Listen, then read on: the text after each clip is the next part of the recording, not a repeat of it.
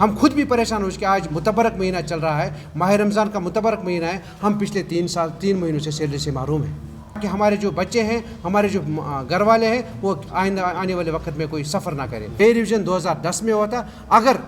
واقعی آپ health department کو اونچائی میں دیکھنا چاہتے ہو، ان ملازموں کی مظلومیت کو ختم کرنا چاہتے ہو، جب تک آپ پالیسی اس کی فریم کرتے ہو تب تک ایکول پے ایکول ورک 2010 کے پیٹرن پہ پے ریویژن لے کے سامنے آئے، تاکہ آپ اس بات سے بخوبی واقف ہے کہ NHM ایسوسیشن پچھلے 17 سال سے جموں کشمیر میں کام کر رہی ہے۔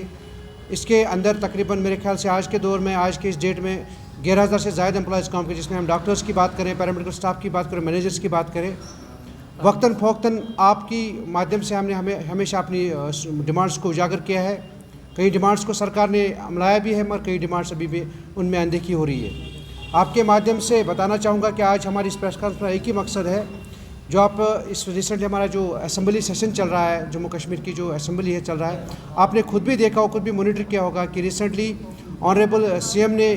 ایک آرڈر پاس کیا کہ ایک کمیٹی فریم کی جائے گی کیجول لیبرز، PDLs، کنٹریکچولز کے لیے، ایڈاکس کے لیے، جس میں ان کے لیے ایک روڈ میپ تیار کیا جائے گا۔ 6 ماہ کے اندر ان کی ریگولرائزیشن کے حوالے سے روڈ میپ تیار کیا جائے گا۔ اس ضمن میں ہم آنریبل CM سے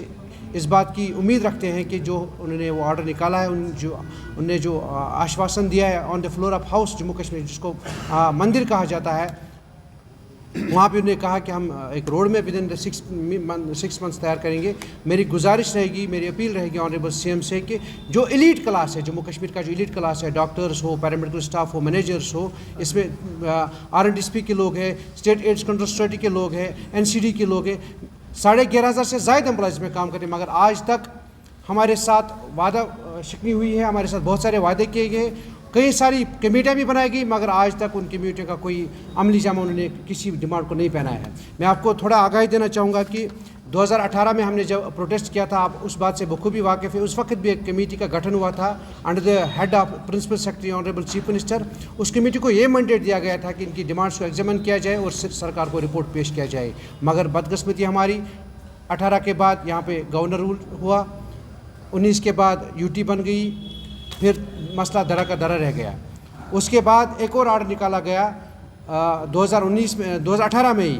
ایک اور کمیٹی بنائی گئی under the head of secretary GAD، اس کمیٹی کو بھی یہ مینڈیٹ دیا گیا تھا، مگر اس کمیٹی کا بھی آج تک پرسان حال نہیں ہے۔ دوسری بات آپ کو آگاہی دینا چاہوں گا، 2017 میں جب ہمارا پروٹیسٹ چلا تھا، اس وقت بھی ایک کمیٹی بنی تھی جنہوں نے ایک رپورٹ بھی تیار کیا تھا، سرکار کو فائنانس ڈپارٹمنٹ کو انہوں نے بھیجا تھا، جس میں آنریبل ہیلتھ منسٹر کے جو تھے، انہوں نے آن the floor of house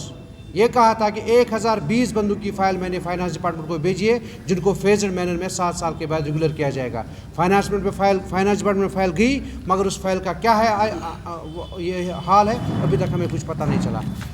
recently honourable minister جو ہماری ہے سکینہ یتوش جی، انہوں نے آن دا فلور آف ہاؤس کہا کہ NHM کے کئی سارے، میں ان MLAs کا دھنیہ کروں گا، انہوں نے شکریہ ادا کر جنہوں نے ہماری بات کو اس ایوان میں پہنچایا، اور ان سے بھی گزارش، جو ایوان جنہوں نے بات ان سے بھی گزارش کر ہماری بات کو رکھیے تاکہ ہمارے جو پیچیدہ ان کو حل کیا جائے۔ انہوں نے ایک اسٹیٹمنٹ دیا کہ NHM امپلائز جو ہے یہاں پہ کام کر رہے، جس سے flagship scheme of government of India, ان کا جو بھی مسئلہ ہے وہ گورنمنٹ آف انڈیا دیکھتی ہے، مگر ہم ان سے یہ بات بھی باور کرانا چاہیں گے کہ 2015 میں گورنمنٹ آف انڈیا نے کیٹیگورک ڈائریکشن دی تھی اسٹیٹ کو کہ دس اسٹیٹ اسپیسیفک ایشو، اگر ان کو کوئی پالیسی بنانی ہے ریگولرائزیشن کے لیے، اسٹیٹ کو اختیار ہے، وہ بنا سکتا ہے۔ اس کے بعد اس وقت کے جو سیکرٹری حالت تھے، انہوں نے بھی ایک پروپوزل بنایا تھا ریگولرائزیشن کے لیے، مگر 9 سال ہونے کو آئے، اس کا بھی کچھ پتہ نہیں ہے۔ میں منسٹر صاحبہ کو یہ بات بھی اس سے بھی آگاہی دینا چاہوں گا کہ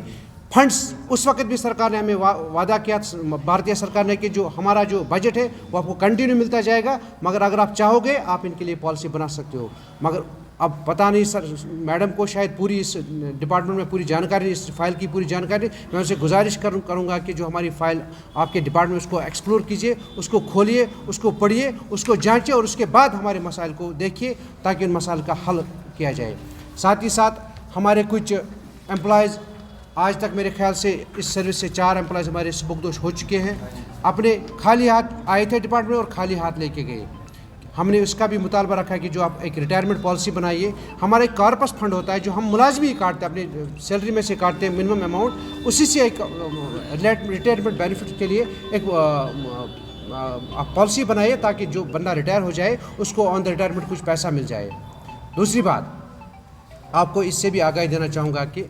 سیلری ریویژن 2010 میں ہوا ہے ہمارا،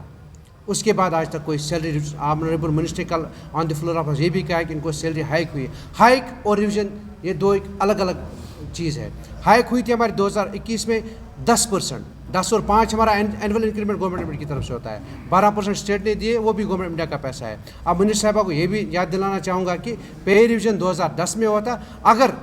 واقعی آپ ہیلتھ ڈپارٹمنٹ کو اونچائی میں دیکھنا چاہتے ہو، ان ملازموں کی مظلومیت کو ختم کرنا چاہتے ہو، جب تک آپ پالیسی اس کی فریم کرتے ہو تب تک ایکول پے ایکول ورک 2010 کے پیٹرن پہ پے ریویژن لے کے سامنے آئے، تاکہ ہمارے جو بچے ہیں، ہمارے جو گھر والے ہیں، وہ آنے والے وقت میں کوئی سفر نہ کرے۔ ہم خود بھی پریشان ہو کہ آج متبرک مہینہ چل رہا ہے، ماہ رمضان کا متبرک مہینہ ہے، ہم پچھلے 3 مہینوں سے سیلری سے محروم ہیں۔